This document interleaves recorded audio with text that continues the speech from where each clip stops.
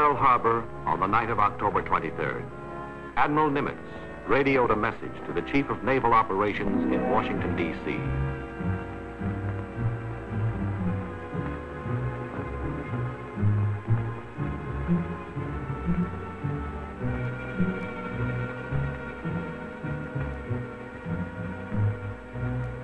The Second Battle of the Philippines had begun.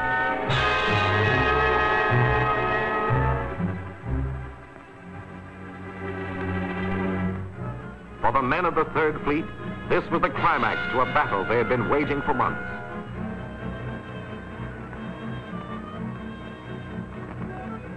The men who were over Saipan in June, Guam in July, Palau in September, were moving west.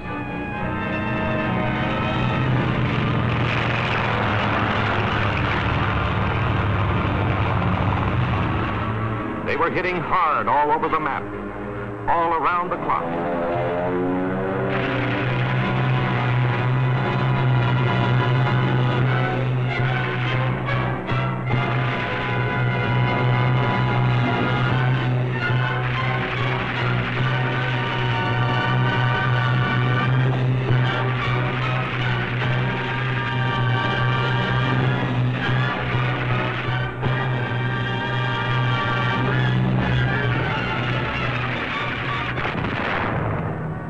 Army and Navy flyers had pounded Japanese defenses from one end to the other, but they all pointed toward one day, October 19, and one target, the Philippines.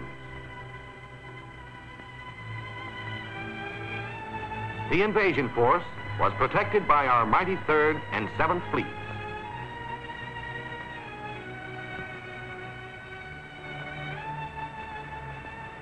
The 100,000 GIs didn't know where they were heading, but they knew it would be the last place the Japs wanted them to go.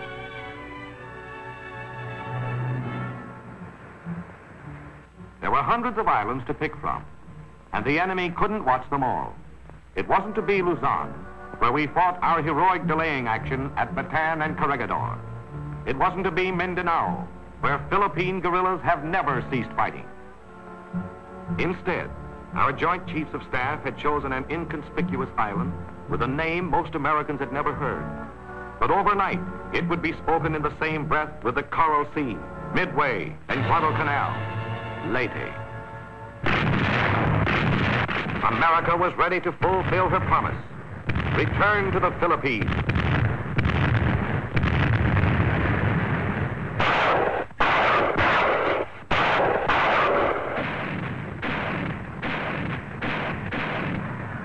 The 6th Army hit Philippine beaches and fought inland.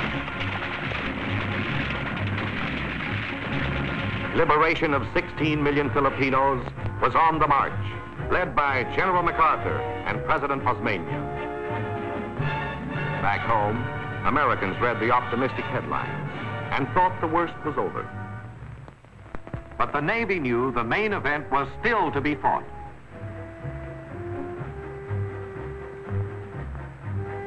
This was the day our Navy had been waiting for. But it was also the day for which the Japanese High Command had been waiting. For they knew they were sending this battle fleet against us with the odds as high in their favor as they would ever be. Their supply lines were shorter, their fleet had been resting in home waters, and could be supported by hundreds of land-based planes. In the language of military men, our Army was committed to this action.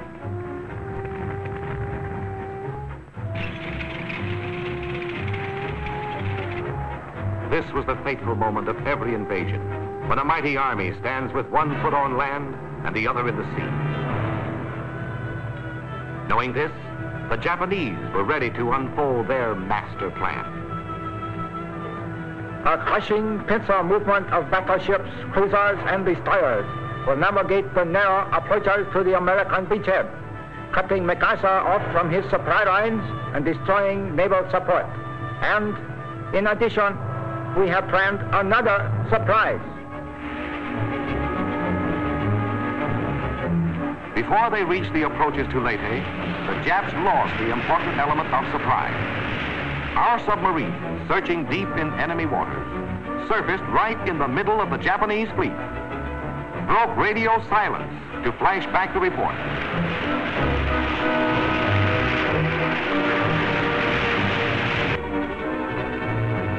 And that's not all they did. They sank 2 Japanese cruisers.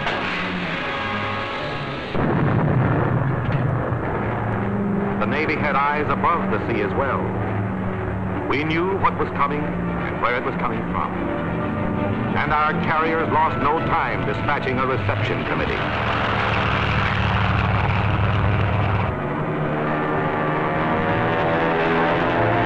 Hour after hour, the 2 oncoming Japanese forces forming the pincers ran a gauntlet of bombs, torpedoes, and tracer fire, and then, under cover of darkness, our destroyers crept into Surigao Strait under the big guns of the Jap Southern Force and let go their torpedoes.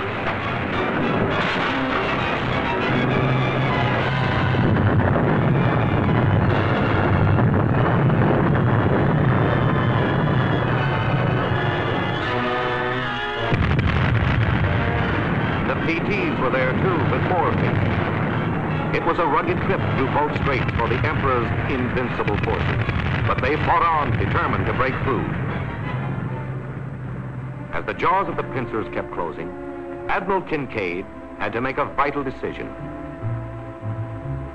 By 3 a.m., this southern prong of the Jap pincer was going to be too close to our beachhead for comfort. The Admiral decided to concentrate his main firepower down here and hit them from all sides as they came into the Gulf. Meanwhile, Admiral Sprague was holding his light carrier force here to guard our right flank. Then, if everything went right, we could knock out this southern threat in time to protect our beachhead from their big battleship task force fighting its way around Samar. Admiral Halsey would be rushing up to hurl his 3rd Fleet against a new Japanese surprise party reported bearing down from the north. Ready to blast the southern section of the Tokyo Express were 5 battleships the Japs had never expected to face again. The California, the West Virginia, the Pennsylvania, the Maryland, the Tennessee. The old battle wagons that had lain in muddy humiliation at Pearl Harbor were waiting for revenge. Bearing 273. Bearing 273. Range 12500. Range 12500. Coming on target, sir. Permission to open fire, sir. Fire when ready.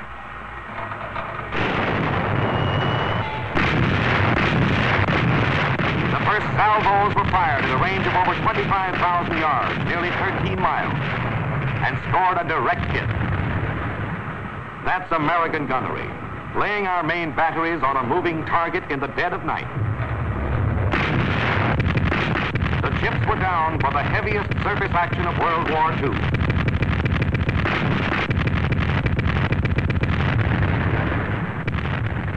By 5 a.m., the southern enemy force turned and fled. That is, all but 10 warships, which reached the Gulf of Leyte, the bottom of the Gulf. While the lower prong of the enemy pincer was being smashed, the upper prong was closing in through San Bernardino Strait, led by Japan's newest, fastest battleships. This force had been pounded and strafed until it turned back, only to come on again in one last fanatical attempt to smash through to our beachhead. Nothing stood between them and their objective except a group of low-speed, unarmored baby flat tops, screened by a handful of destroyers and destroyer escorts.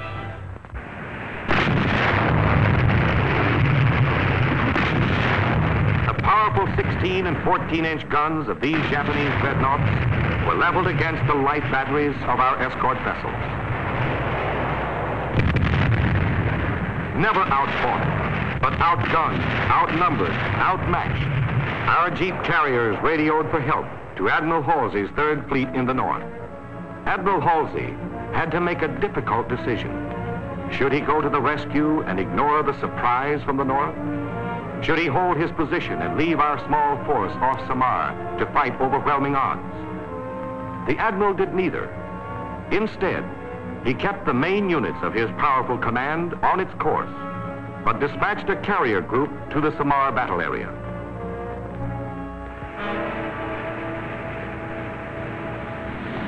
Facing the murderous barrage of the Jap heavyweights at point-blank range, these little ships, fighting a desperate battle for time, used everything in the book to stay afloat and never stopped firing until the sea closed over 4 of them. A grateful people will remember their names: the Gambier Bay, the USS Cole, the Johnston, the Samuel B. Roberts. Theirs is a new and valiant chapter in our naval history. On the dawn of the 3rd day, while the battle was still raging in the south, the curtain was rising in the north on another phase of this great naval engagement. Sweeping down from Japanese home waters came this third great enemy force, supported by waves of land-based bombers, dedicated to the imperial mission of striking the finishing blow for Hirohito. The Japs were flinging on the board of war their highest stakes, their future as a naval power.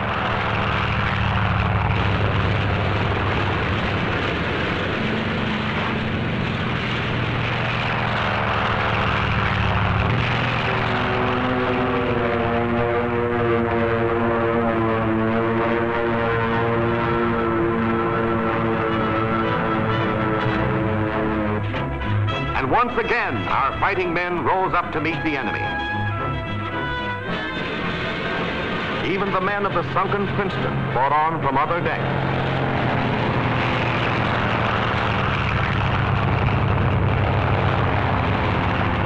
Our pilots swarmed from more carriers than the Japs had ever seen before to knock the enemy out of the sky, blast them from the sea. Below them was the Japanese fleet. This was it.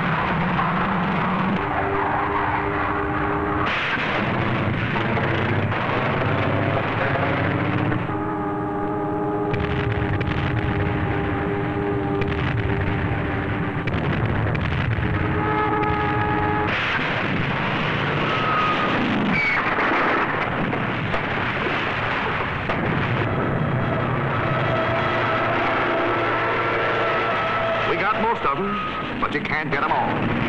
Sometimes we had to fight fire and Japs at the same time.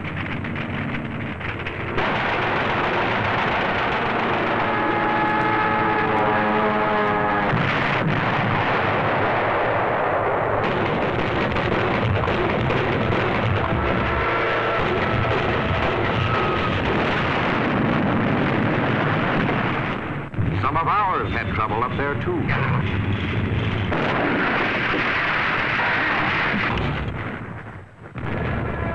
Everyone they crippled, more were taking off.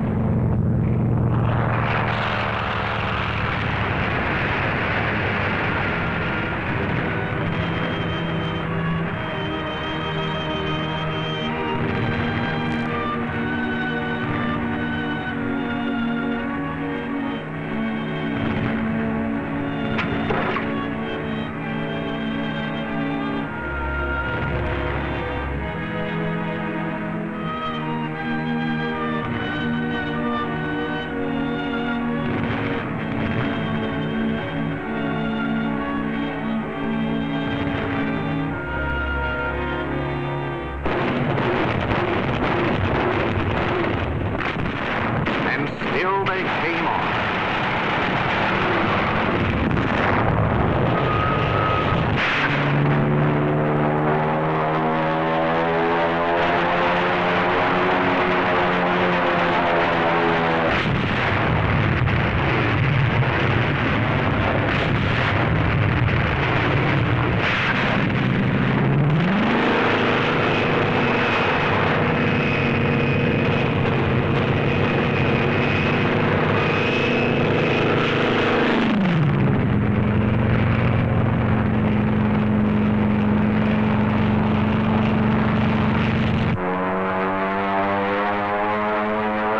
Zigzagged crazily, but there was no place in the Philippine Sea this day where they could hide from the most devastating attack ever launched in the Pacific.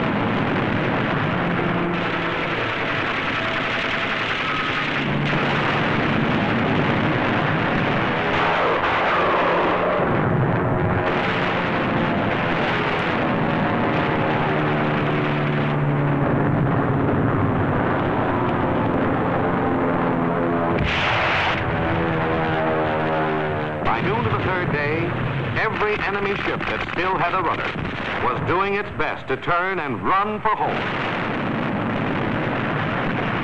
For even while thousands of Japs were being fished out of the very waters they had considered their own private sea, our fleet was hunting down the remnants of 3 Imperial forces. And as night fell on the last day of battle, this was all that would ever be seen of 24 Japanese warships and 400 enemy planes.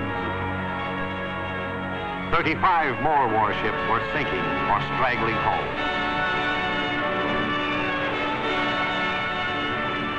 For every victory, men must die. It was battle-smashed planes like these that told the story of that victory eloquently. For here in this plane, damaged beyond repair, an American airman died at his battle station. His shipmates felt it fitting that he be buried this way. For now, let him be nameless. Let him be all the sons of America who have died for our cause. Let his death make that cause all the more precious to us, the living.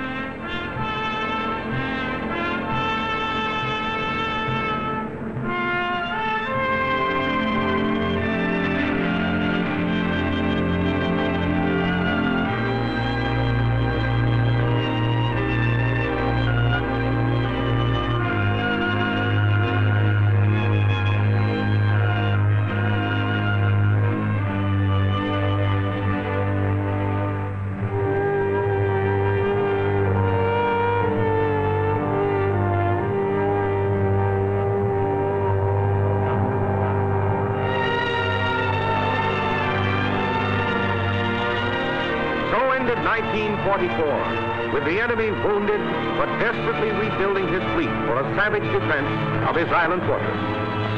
Our course is set for 1945, pointing past Leyte and Mindoro, beyond the Philippines, to Japan itself, a dangerous foe that again and again must be brought to action.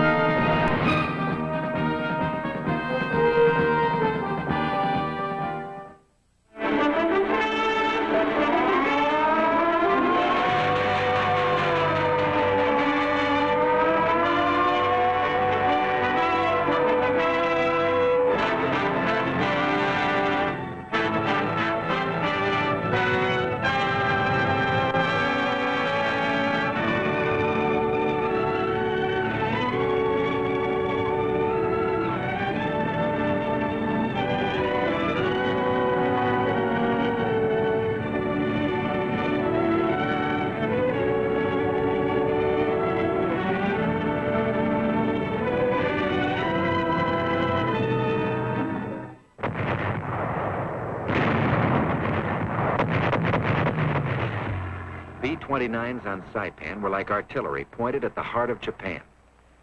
The Nips made a desperate attempt to knock the base out. They came over at night, too. They paid admission. But they got some of ours.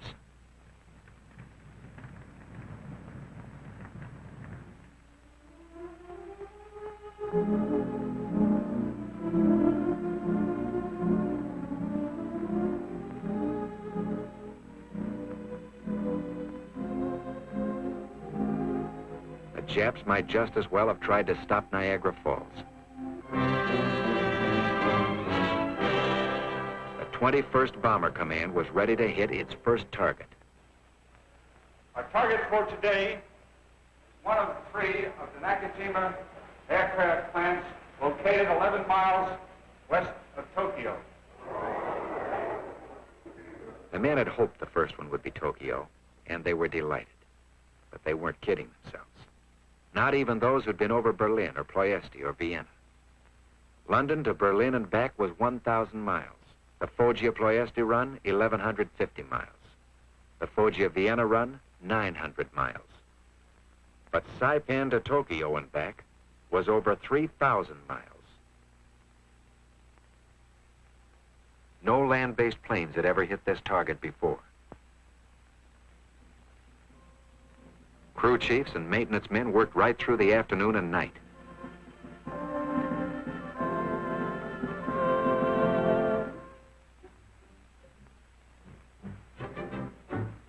The ordnance men fused the payload. Dawn. The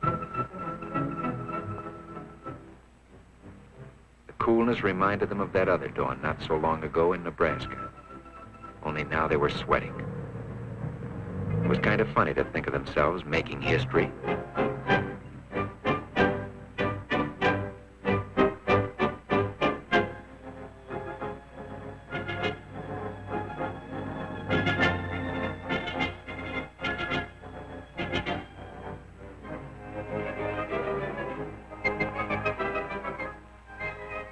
The lead ship was A-1, Dauntless Dottie.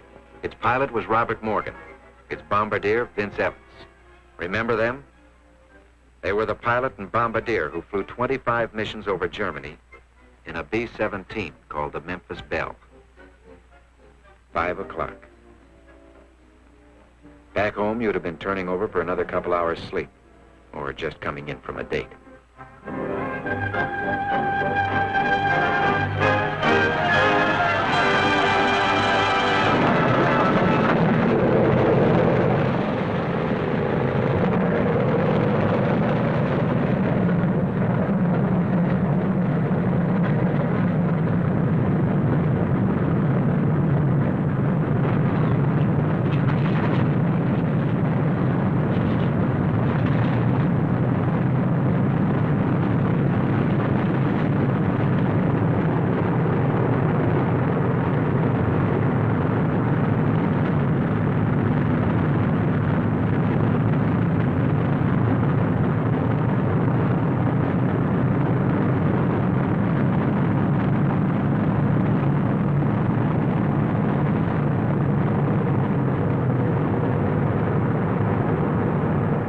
Each Superfort carried well over 7,000 gallons of gas, more than 6,000 rounds of ammunition.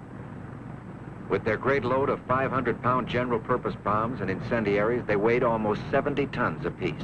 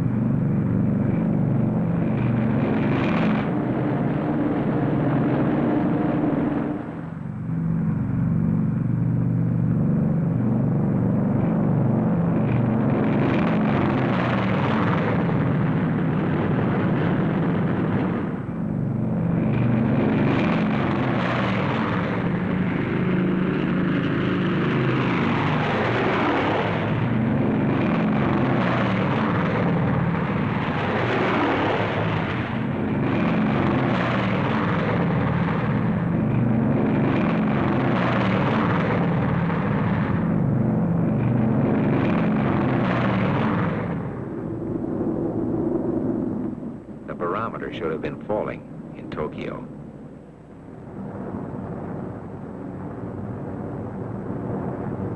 This was the final lap of the long mission. Over 10,000 miles, almost halfway around the world, to return a visit that had been paid to Pearl Harbor 3 years before. Pearl Harbor was on their minds now. The 2,000 American dead, Hickam Field in flames, the Arizona and the Oklahoma and the Pennsylvania. There were other things on their minds. There was the triumphant feeling of being the first, the advance guard of a long procession of superforts that would smash Tokyo. There was the grim satisfaction of making the Nipponese High Command eat its words. Tokyo, the Japanese High Command had broadcast, is out of range of land-based American bombers. There was the uncertainty, the fear of the unknown. 1,600 miles lay between them and their target.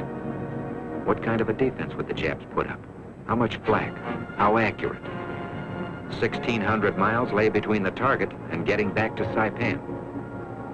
How many of them would get back? They recalled very clearly the fate of the Doolittle flyers who had crashed in Japan and been captured.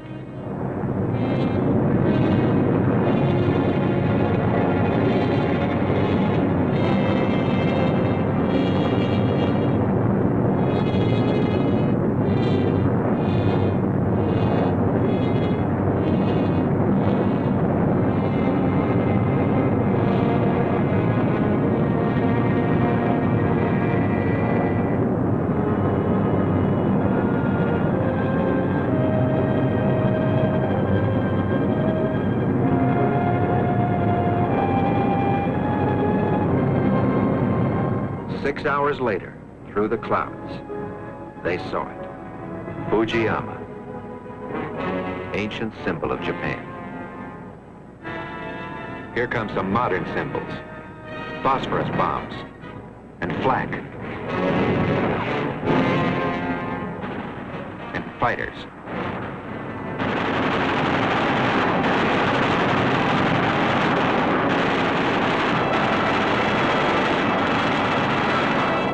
Inside a superfort, you can't see its guns. You fire by remote control.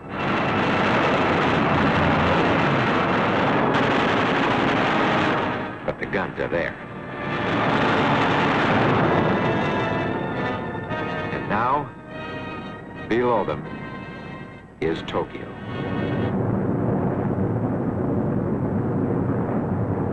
Within a radius of 15 miles of the Imperial Palace live 7 million Japanese. A people we used to think of as small, dainty, polite, concerning themselves only with floral arrangements and rock gardens and the cultivation of silkworms. But it isn't silkworms, and it isn't imperial palaces these men are looking for. In the suburbs of Tokyo is the huge Nakajima aircraft plant. Well, Bud, what are you waiting for?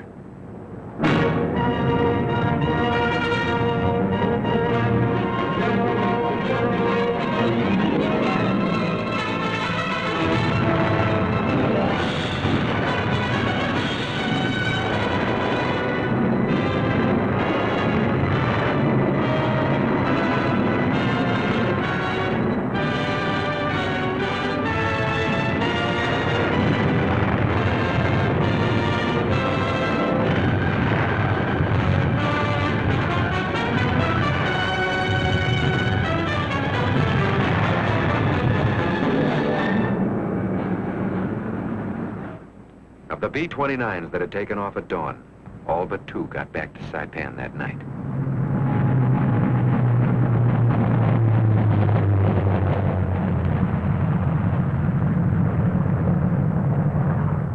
And that's where it ended.